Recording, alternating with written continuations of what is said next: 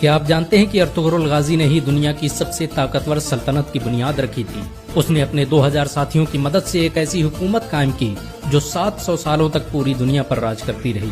اس کی نسلوں میں پیدا ہونے والے سلطان محمد فاتح نے ہی دنیا کی سب سے بڑی توپ ایجاد کی تھی۔ ارطغرل کے ذریعے استھاپت کی گئی سلطنت عثمانیہ نے دنیا کو سب سے زیادہ ویگیانک اور ڈاکٹر دیے۔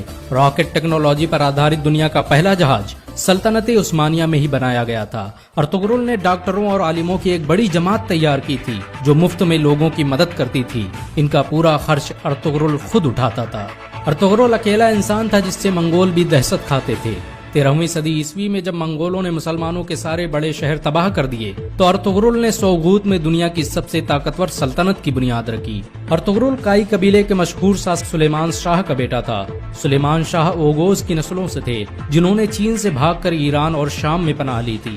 آپ کو یہ جان کر حیرانی ہوگی کہ چین میں آج جن اوئیگر مسلمانوں پر ظلم ہو رہا ہے وہ اوغوز کی نسلوں اور ارطغرل کے خاندان سے تعلق رکھتے ہیں۔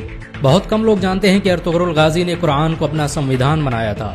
اس کی حکومت میں سود اور بیاج کے استعمال پر سخت مناہی تھی، یہاں تک کہ یہودی اور عیسائی بھی اسلامی قانون کے مطابق تجارت کرتے تھے۔ ارطغرل جب اناطولیہ میں داخل ہوا تو صلیبیوں نے مسلمانوں کے خلاف جنگ چھیڑ رکھی تھی۔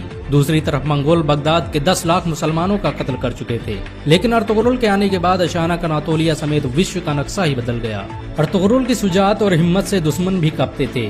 اس نے اپنے چند ساتھیوں کی مدد سے چنگیز خان کی فوجوں کو گھٹنے ٹیکنے پر مجبور کر دیا۔ صلیبیوں اور منگولوں کے خلاف ارطغرل کے جذبے کو دیکھتے ہوئے سلجوقی سلطان علاؤالدین کیقوباد نے اسے انکارا کی زمینوں کا مالک بنا دیا۔ ارطغرل قرآن کے بنائے اصولوں کے مطابق حکومت کرتا تھا۔ اس کی نظر میں سب برابر تھے، یہی وجہ ہے کہ اس سے پربھاوت ہو کر بہت سے لوگ مسلمان بن گئے۔ چنگیز خان کے سپہ سالار اور صلیبی کمانڈروں نے بھی ارطغرل کے ہاتھوں اسلام قبول کر لیا۔ اناطولیہ کی سرحدوں میں آ کر ارطغرل نے سب سے پہلے سوغوت کا قلعہ فتح کیا۔ یہ وہی قلعہ تھا جہاں پر ہزاروں مسلمان قتل کیے گئے تھے۔ سوغوت کو فتح کرنے کے بعد ارطغرل نے وہاں ایسا نظام قائم کیا کہ وہ سلجوقی سلطنت کا سب سے امیر شہر بن گیا۔ اس کی حکومت میں یورپ کی ایک بڑی آبادی ویاپار کرنے سوغوت آتی تھی۔ ارطغرل بڑا ہی انصاف پسند تھا۔ اس کی تلوار ہمیشہ میان سے باہر رہتی تھی۔ سلجوقی سلطنت کے خلاف سازش رچنے والے سعد الدین کوپک سے لے کر کمانڈر ڈریگوس کو اس نے سرے عام قتل کر دیا تھا۔ ارطغرل نے جس سلطنت کی بنیاد رکھی اس نے ماتر 100 سال کے اندر ہی آدھی دنیا کو فتح کر لیا۔ اس سلطنت کی سرحدیں ایشیا سے لے کر یورپ اور افریقہ تک پھیلی ہوئی تھی، یہاں تک کہ پورا بھومدھیہ ساگر خلافت عثمانیہ کے قبضے میں تھا۔ 17ویں صدی عیسوی تک دنیا کی آدھی دولت سلطنت عثمانیہ کے قبضے میں تھی۔ جاپان، روس اور فرانس جیسے دیش ترکی کی خلافت عثمانیہ سے قرضے لیتے تھے۔ یہ سلطنت اتنی بڑی تھی کہ جب اس کا انت ہوا تو 42 نئے دیشوں کا نرماڑ ہوا۔ آپ کو یہ جان کر شاید حیرانی ہو کہ ارطغرل کا خاندان دنیا میں سب سے لمبے سمے تک حکومت کرنے والا خاندان ہے۔ اس کے خاندان کے 36 لوگوں نے 700 سالوں تک حکومت کی۔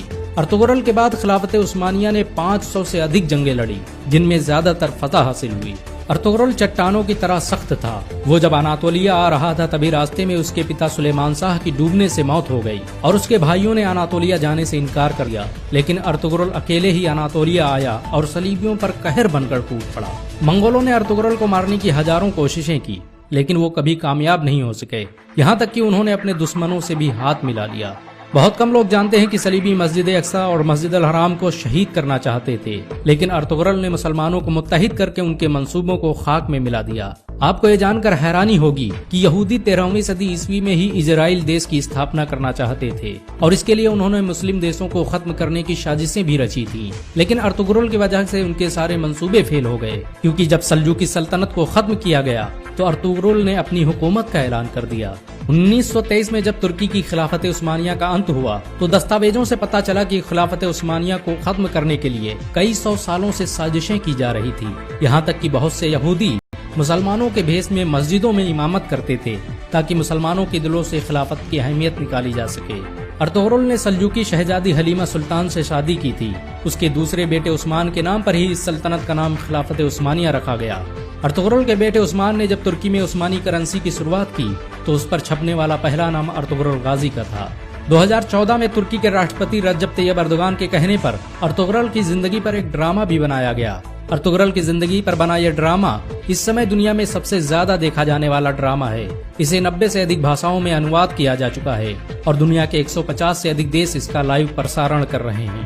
امریکہ نے جہاں اس ڈرامے کو خاموش بم کہا ہے تو وہیں اسرائیل اسے دنیا کے لیے خطرہ بتا رہا ہے، کیونکہ انہیں ڈر ہے کہ مسلمان کہیں پھر سے خلافت کی بات نہ کرنے لگ جائیں۔